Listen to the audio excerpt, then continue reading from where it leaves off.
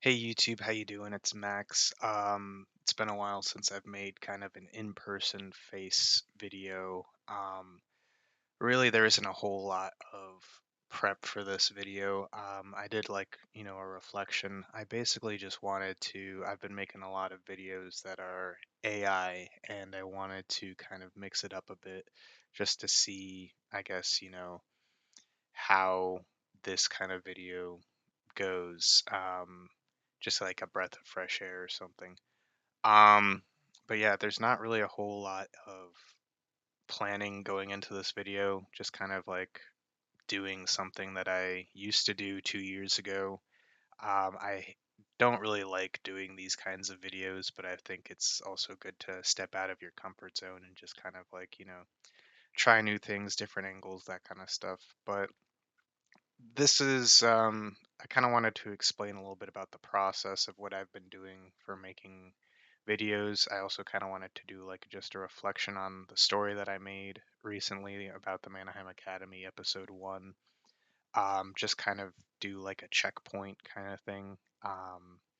But yeah, let's get into it. So, I guess the process that I do a lot of the time for a lot of these kind of AI videos is I like to make drafts. So, like, this is kind of an example of something I was going to do for an AI video, but I figured that it would just be more interesting maybe to do a personal reflection rather than have the AI hosts like kind of talk about my story that I made, just kind of do it myself.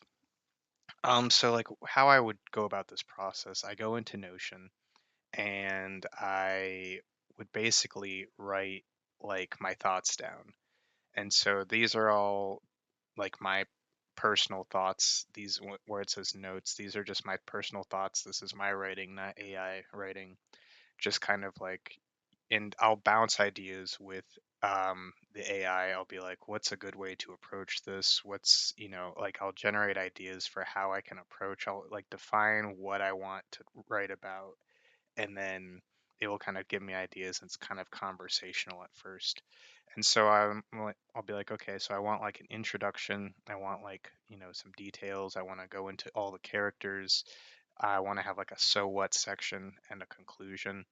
And this is just kind of like my notes. And so I'll write it all down, and then I'll, try to give the AI software some information. So I'll like input the story into it. I'll input my notes into it and kind of like give it some context for what I'm talking about.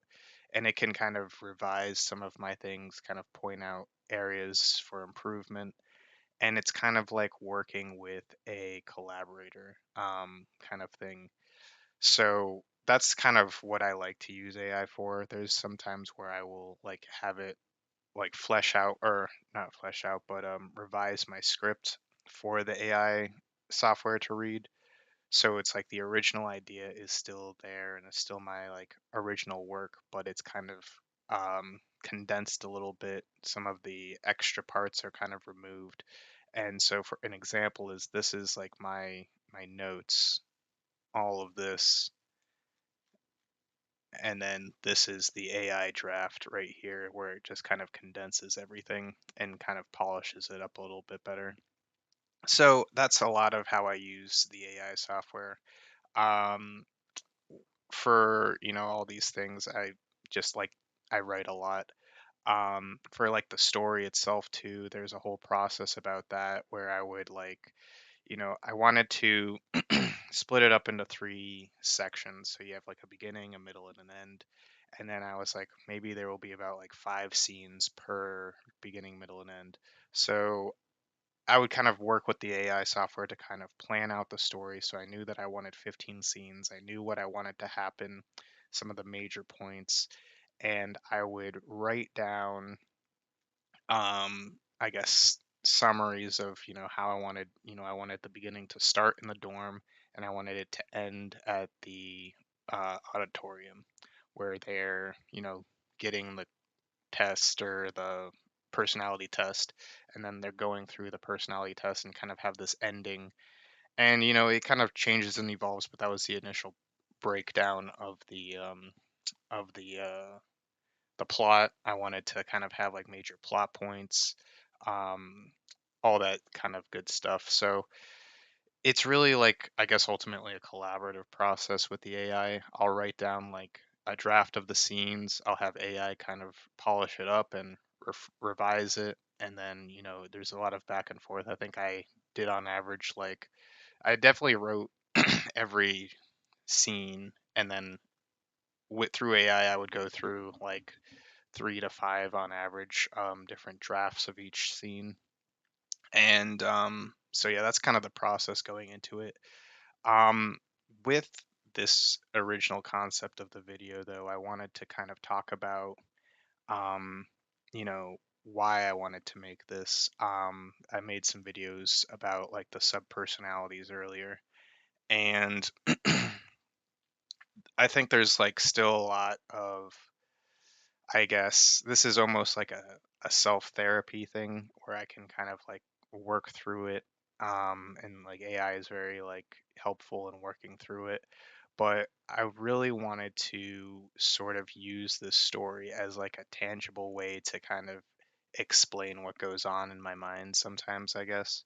Um, and so I thought it would be interesting to make Tira the protagonist of this story because I feel like Tira is a very like um core sub personality, one of like the main ones.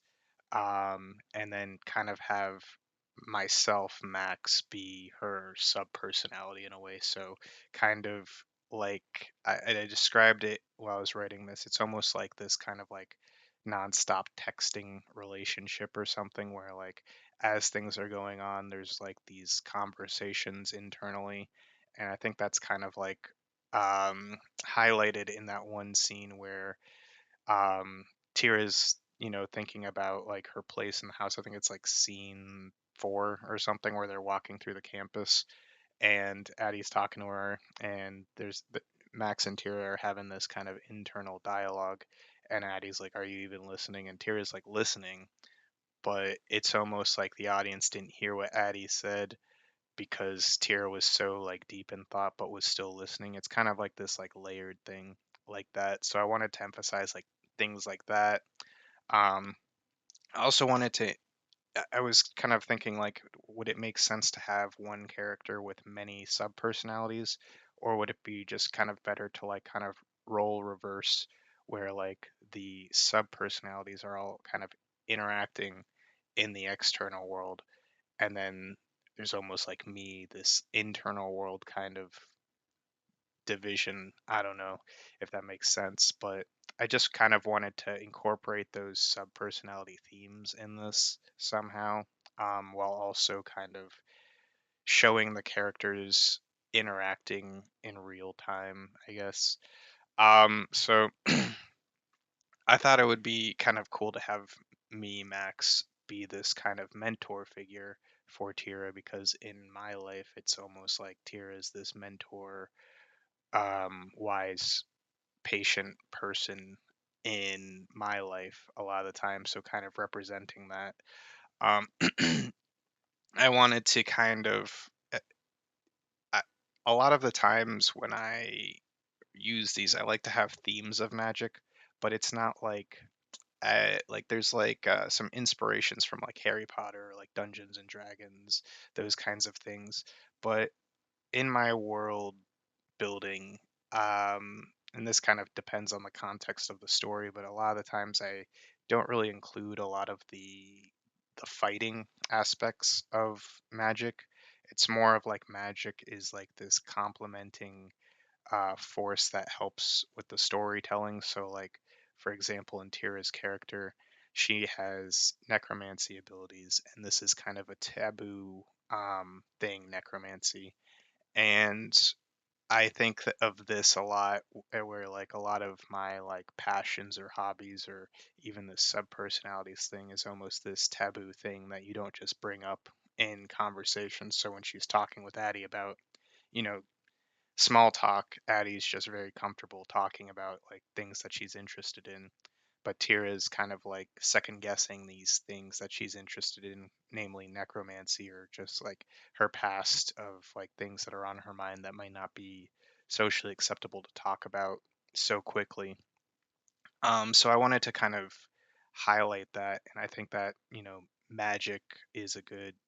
It's almost like why, Disney characters or some show like movies will touch on like powerful themes with like animal characters, just to kind of like there isn't that baggage. So like necromancy is not really something that's like holds a lot of baggage or weight in our world. So it's like something that people from different walks of life can really identify with as taboo without really taking offense to it, if that makes sense. So I guess like in a way, um, something that kind of came to mind as I was writing this was like perhaps my use of AI kind of represents this magic in a way where like AI is this powerful software that almost is like magic, where it's just, it can give you answers and it can like really help you work through these things at like a press of a button that was kind of unheard of in previous time eras and stuff. And so I don't know if that's just like an idea that kind of came up as I was talking about it. While I was going through this, I was planning to talk about like each character individually. Just to like kind of deep dive what the personal experience is like versus how I portrayed them and if I liked their portrayal in the actual finished result of the story. And I guess starting with we kind of talked a little bit about Tira, but I guess something that I didn't really mention is that Tira, in my experience, is almost this like um, person within me who wants to it's like me, but it's also this person within me who kind of has this desire to be seen as a person at times. And I guess in the story, Max is kind of this just this disembodied voice, not really trying to make himself known to Tira's new friends. And that would be kind of an example of something taboo in my life that would be represented by necromancy, but wasn't really as like one-to-one comparison in the actual story. If it was kind of like my experience, if like Tira was me, it would be a lot of Tira being like, how can I like kind of like, show myself as Tira in certain situations, which isn't really part of the story. So I think that's one of the main differences there. But I think Tira's character, her values, the way she approaches things through a lot of introspection and kind of, our connection in communicating with one another, I think was very apparent. Although in my life there is like a lot of that, like Tira and Bannock kind of working together to like maintain harmony or, that kind of stuff. It's just kind of like I said, role reversals of internal versus external world. Um, Next, going into Addie, I guess Addie was this kind of playful energy kind of character that kind of has a lot of nostalgia, childhood vibes. Very much like uh, there when I was originally conceptualizing Addie, there was a lot of like um, Australian themes. So kind of giving her a slight Aussie accent was kind of fun to do for the story.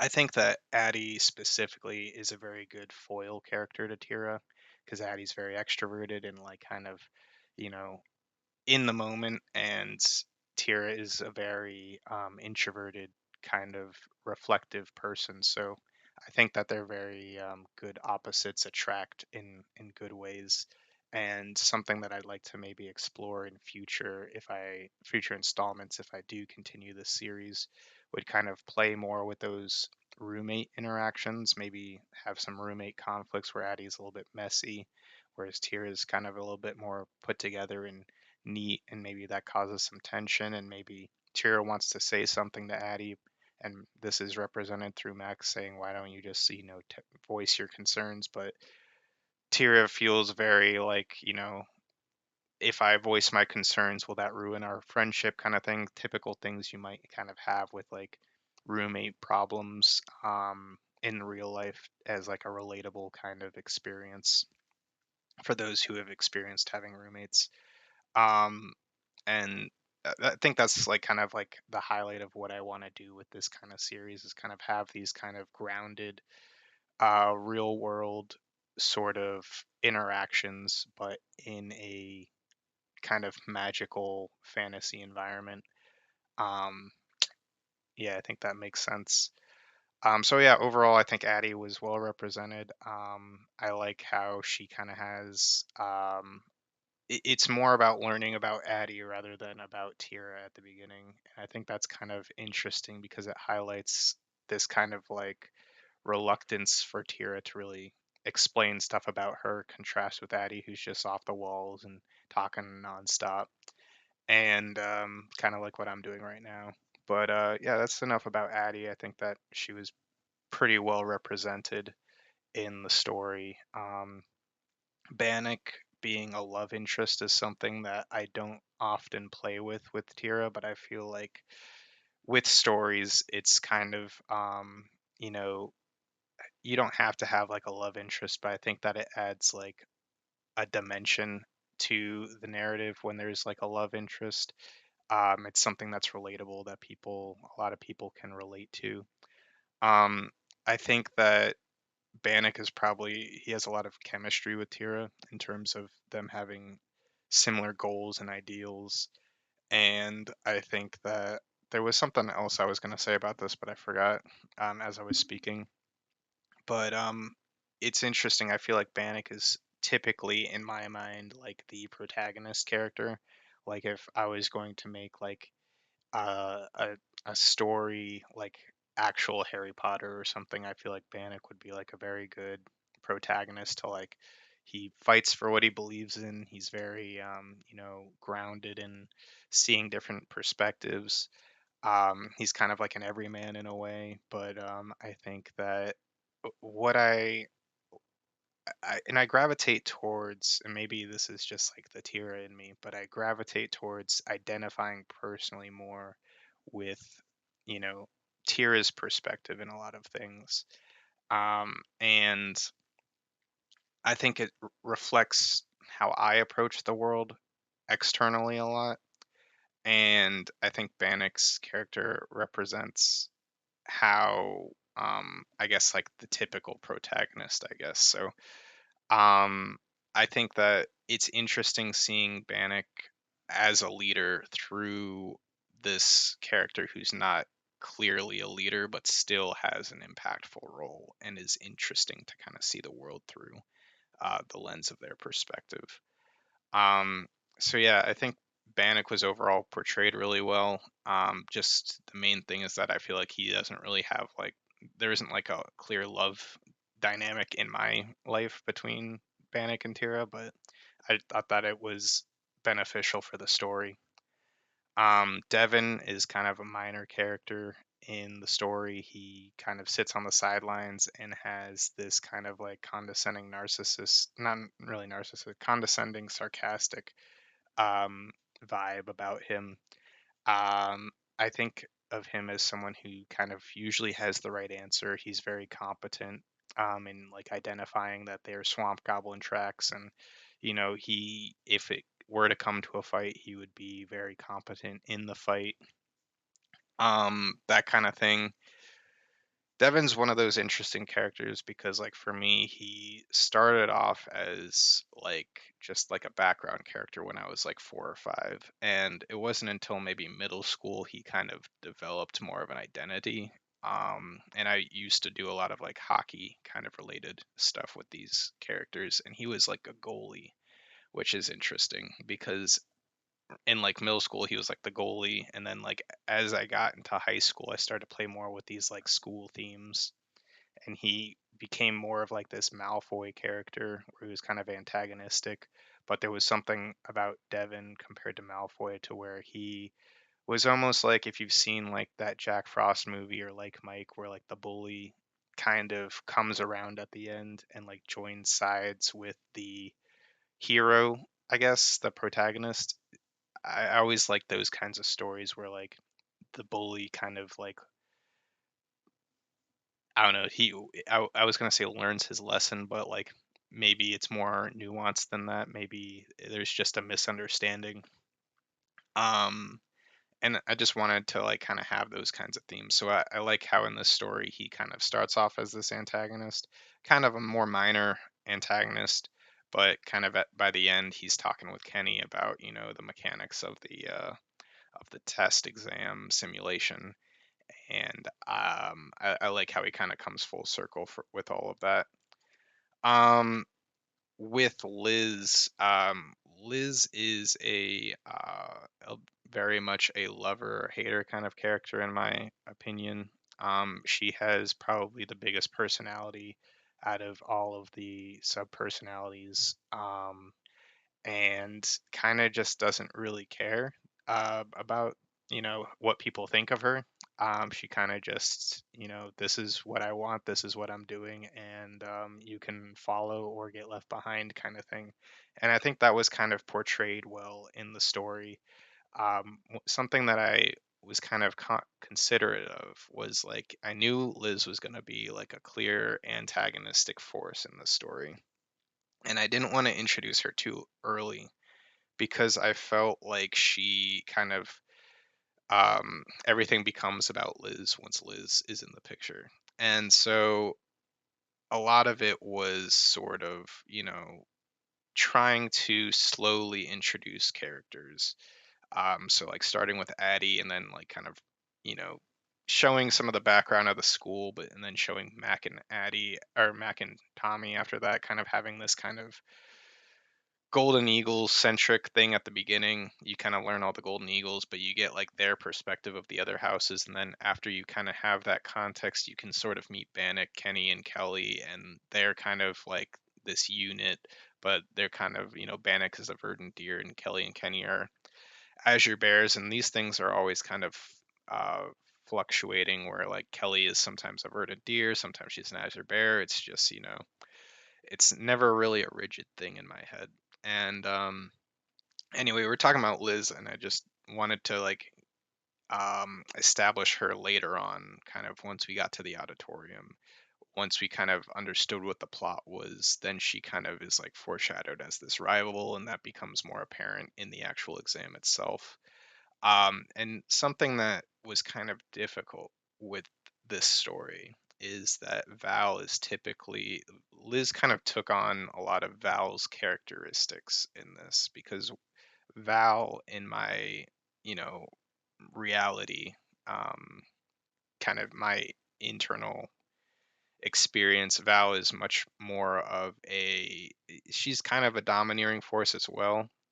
Not so much in this story, but she's very much um, an executor. So she, like in the story, will go headfirst into the swamp and like rescue someone.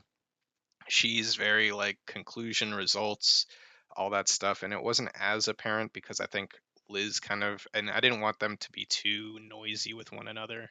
I wanted them to be established as like a core three, just so that the reader could kind of envision them all as the same. But I also wanted Val to not quite be um like I think having Val and Liz both be Crimson Tigers felt very redundant. So Val was kind of moved to this verdant deer position because I do see like these houses as very fluid, not really super rigid. So I think that Val could be a verdant deer or a Crimson Tiger, just like how Kelly could be a verdant deer or an azure bear. There's a lot of nuance to this, and I think like for this story, if I were to continue having Liz be a verdant deer and kind of exploring this you know potential other female character that Tira can kind of um, get to know as a fellow verdant deer, I think would be more interesting than having two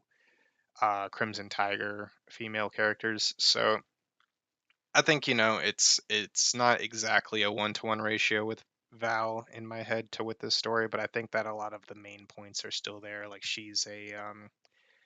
um she's very competent athletically. She wasn't as much of a strategist in this one. That was more Liz, but she's competent. There was a mention about how she's like a chef at the end.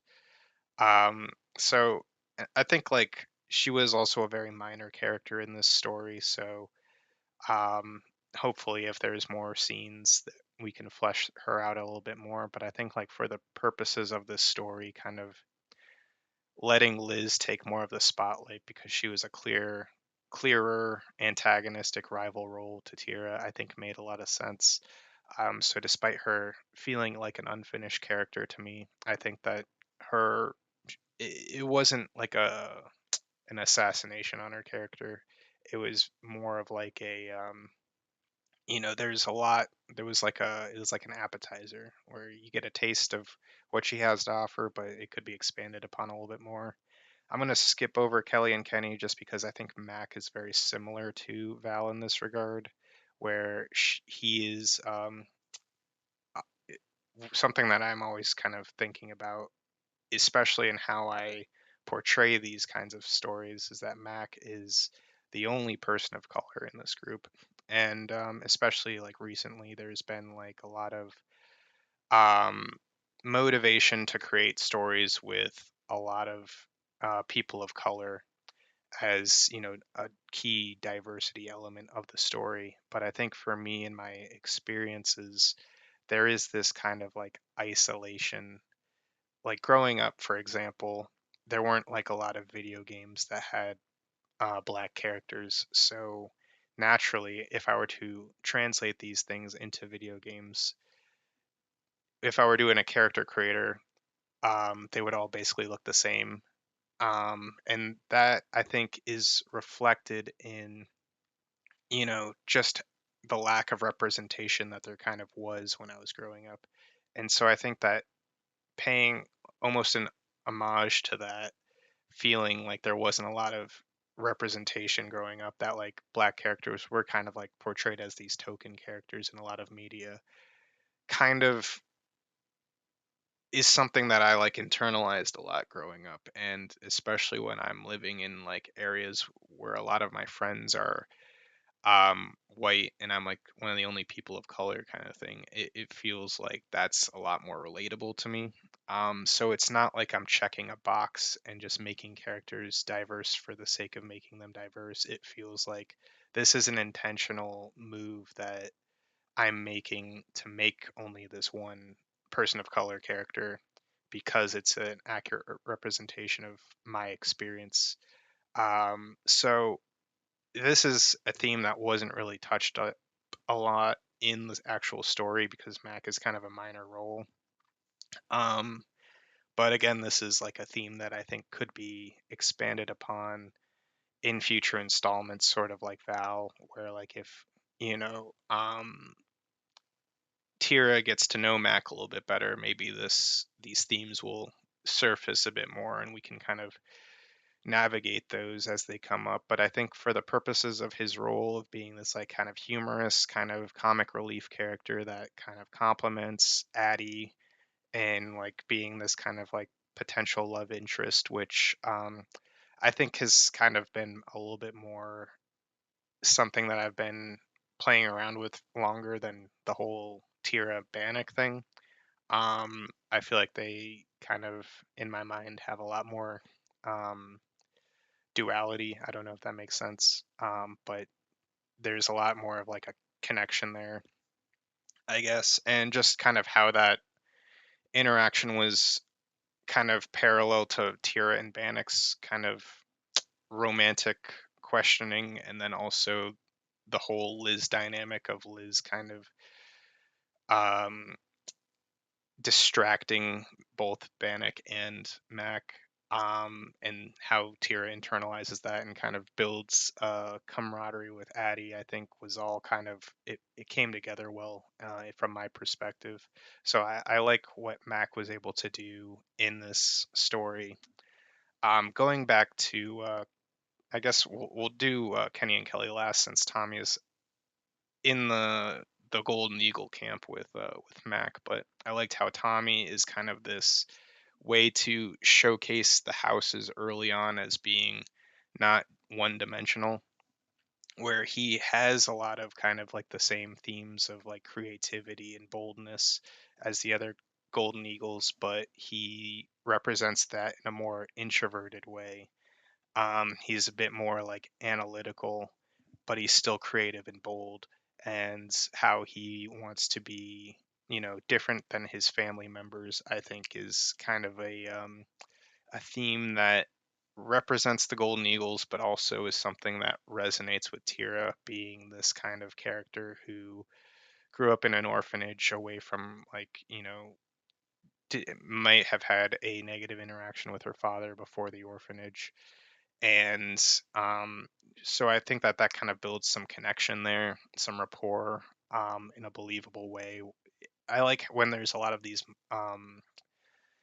when a scene is able to do a lot of things, multiple things, and not just be like one dimensional. And so I like how, he's able to do that, how he's able to be a problem solver to push the plot along, in the swamp where he's coming up with ideas and creating tools that are foreshadowing, they need to use the rope to cross the water river. And then the torch isn't really as necessary in, the actual goblin hideout, but there's still, like, the setup and then the payoff of like him making the torch and then him using the torch.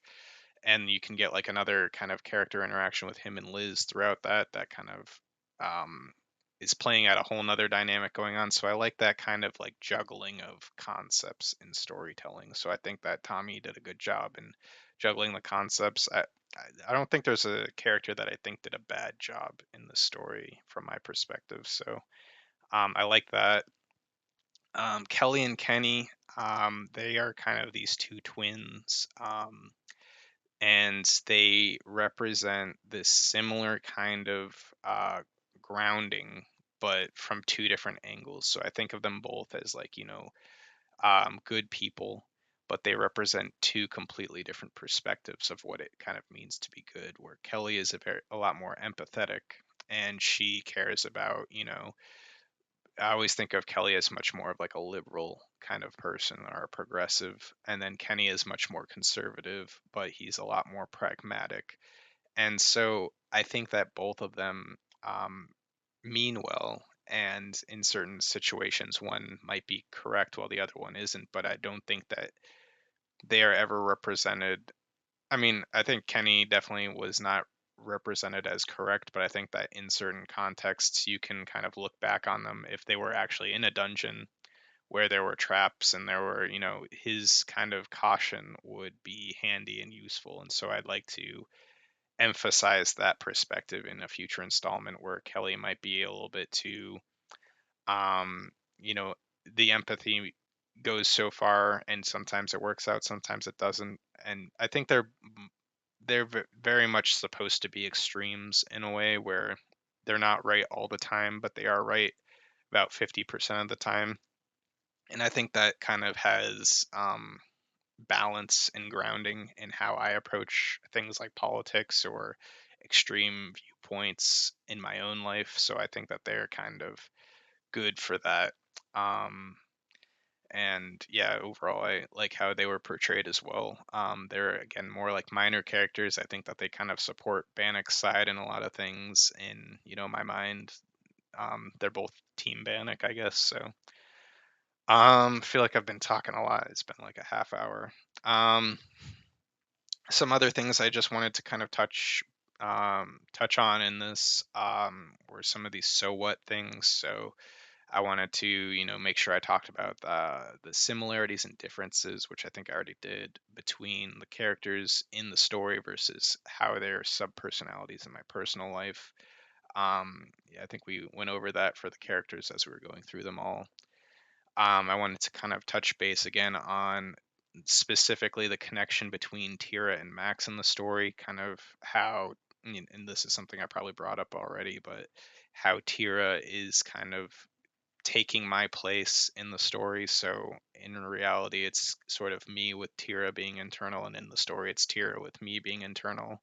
But just kind of like how we kind of communicate with one another throughout the day during social interactions, or just kind of like having like an advisor in your head sort of thing, is how I wanted to represent that kind of relationship. um I wanted to emphasize the purpose of the story. sort of how I wanted to use it, not just as a way to entertain an audience, but to kind of communicate, make my experiences a bit more tangible, so that, like, I could create like an AI video of like, this is what Tira's like, or this is what Tommy's like. But um it's not really like, I think that storytelling is a very good way to communicate stuff. And so this is just kind of like an example. I wanted to create like a tangible thing that communicates this, not just like a podcast format or me talking like this for an hour. um but also, kind of going into like, it's it's a reflective process, but it's also a creative process. So like I said here, it's kind of like a sandbox where I can play around with ideas. Just because I write this story doesn't really mean that things are canon, if that makes sense. So like, I might write this story and then I might write it a year from now, and some of the elements might not, be exactly the same as they were. I think that, it's okay to kind of have some inconsistencies in the world building, especially when there's so much kind of going on, and it's easy to miss things or forget things. And then there's also the element of me kind of growing as a person as time goes on. So things are bound to change and be inconsistent. An example being Val being, a verdant deer in this story, when in other stories past she's been a crimson tiger. It's just kind of, part of the process and the journey. So, highlighting that it's kind of that sandbox. It's kind of like a fun, creative, while reflective and, um, growth kind of themes as well. I like the one of the main themes I think that this kind of story exemplifies is this internal friendship system, not just the characters in the story, but like in my own kind of internal world. There's like this internal validation system, internal friendship, these different various lenses of perspectives and how they kind of work with one another in these dynamics. I like it when these kinds of things are kind of portrayed in a more lighthearted way. So while a lot of fantasy might be a little bit more epic or like, gritty, I think that for these kinds of like sub-personality stuff, I want it to be almost like family friendly. So like, not really like going into a lot of suggestive themes, or like using a lot of like, explicit language or anything like that. Just kind of focusing on like, almost like these teenagers or like these young adults who are kind of finding themselves, these coming of age kind of stories. These, that's kind of the vibe I like to go for with a lot of this.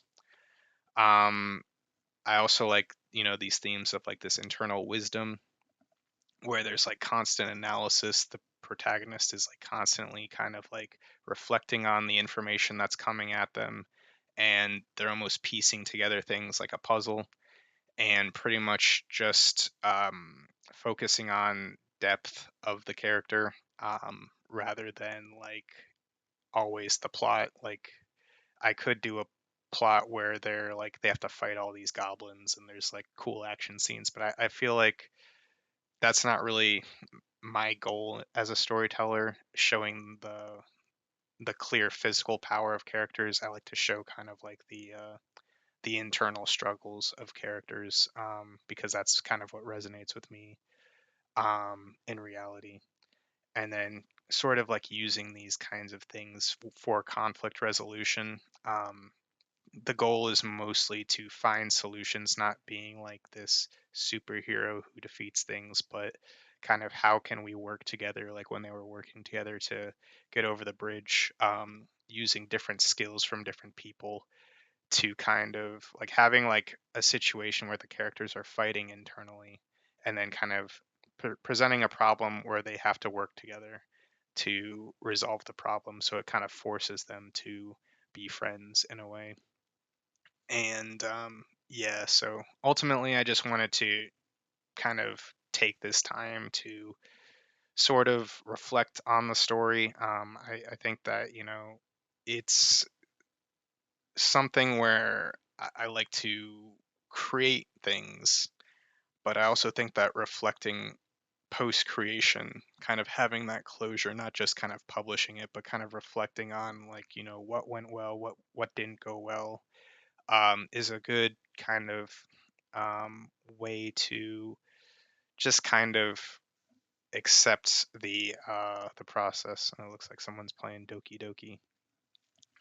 But just kind of, I don't know what I was saying, but just kind of put like a closure on the process, just like not just publishing it, but kind of reviewing, taking the time to kind of, um, I guess, pat yourself on the back and be like, this was like kind of a project and we finished it, kind of like having like an after party or something where it's like you can kind of just sit there and, and this is part of the whole internal validation process where it's like it's not really about like how many like I would love to see it get like a lot of attention and a lot of views and a lot of likes and stuff like that. But that's like something you can't really always control is how much people enjoy your work or your accomplishments. Sometimes you kind of have to come up with these sort of systems to kind of validate your own self-worth in a way that doesn't rely on other people. And I think that's kind of something that I think is important to do, especially in these kinds of day and age. Because otherwise, if I didn't do stuff like this where I'm reflecting on, what I value in my accomplishments, I might have like second thoughts in my head, like, is what I created, substantial? And, that could be like overthinking it and stuff. But I think that just how to go about that in like a more um, productive way rather than worrying is to just kind of like put the time into doing something like this. And you know down here I'm talking about like identifying like myself through like Liz or Devin as like these antagonists, and like kind of identifying that I have these antagonist ways in how I operate, but I also have these heroic, like Bannock or Tira, these heroic kind of uh wise and aspects of myself too, and that we're all like multifaceted. And this isn't like supposed to be like all Crimson Tigers are bad and all Verdant Deer are good or anything like that.